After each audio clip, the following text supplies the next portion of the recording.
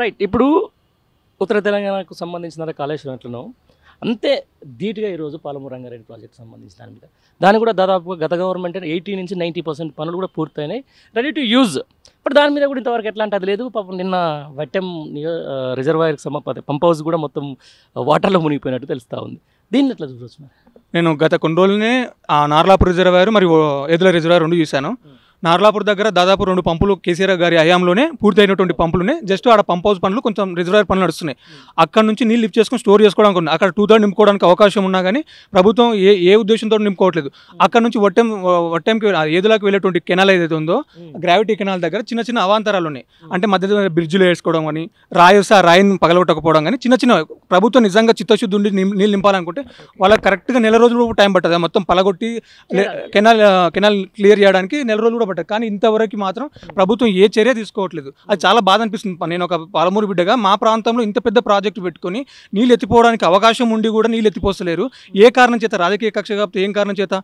ఇక్కడ అలాగే ఒట్టెం దగ్గర కూడా ఒట్టెం పంప్ హౌస్ మునిగిపోయింది. ఎవరి కారణం చేత? ఇప్పుడు మనకు సర్జిపోల్ ఉంటుంది, పంప్ హౌస్ ఉంటుంది. సర్జిపోల్ నుంచి పంప్ హౌస్కి వెళ్ళే మధ్యలో గేట్స్ ఉంటాయి.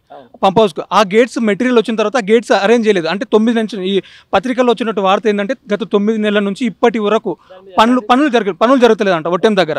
అసలు ఎందుకు అంత కక్ష ఎందుకు? కనీసం మనకు మినిమం నాలెడ్జ్ కదా. ఫ్లడ్ వస్తే ఒకవేళ మునిగిన దానికి ప్రాబ్లం అయితే మినిమం నాలెడ్జ్ కదా.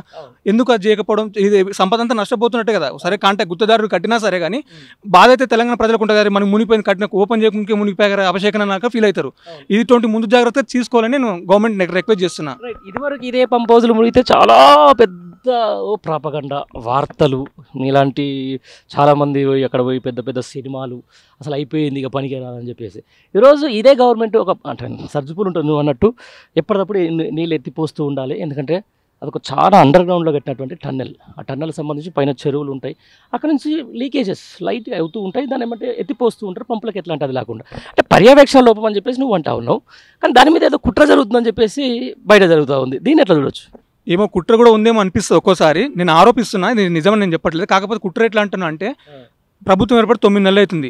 ముఖ్యమంత్రి, ఇరిగేషన్ మంత్రి, జిల్లా మంత్రి, ఇరిగేషన్ ఇన్ఛార్జ్ మంత్రి, ఈ నలుగురు ఎవరు కూడా ప్రాజెక్ట్ని ఇంతవరకు విజిట్ కాలేదు.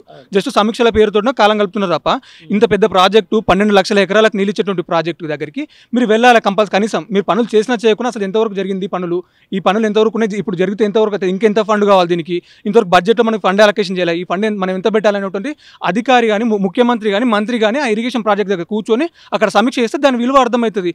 మీరు ఇక్కడ జలసౌదలో కూర్చొని ఇంత పని అయిపోయింది అసలు పనే కాలేదు అంటే ఎట్లా? నేను మొత్తం విజిట్ చేసినా కదా, దాదాపు కావాల్సిన పని అంతా అయిపోయింది. జస్ట్ ఒక 20-30% ఉంటుంది. అంటే డిస్ట్రిబ్యూటర్ కెనాల్స్ తవ్వితే వాటర్ వస్తాయి. ఆ 20 కెనాల్స్ తవ్వకుండా ఆ పంప్ హౌస్, ఆ సర్జిపోల్ పనులు, ఆ మోటార్లు కూడా దాదాపు అన్ని స్టేజ్ల్లో ఉన్నాయి. మోటార్లు నీకు ఉద్దండాపూర్ దగ్గర కూడా 3 మోటార్లు సిద్ధంగా ఉన్నాయి.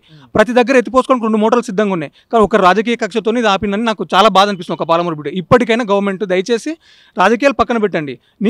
రైతులు ఎక్కడి నుంచి నీళ్ళు వచ్చినా అసలు ఆలోచించరు. మా పొలాలకు నీళ్ళు వచ్చినాయా, మా పంట పండిందా, అదే ఆలోచిస్తారు. మీకే మంచి పేరు వస్తుంది. దయచేసి ఇప్పటికైనా రిజర్వాయర్లని నింపాలని విజ్ఞప్తి చేస్తాను. అంతేనా?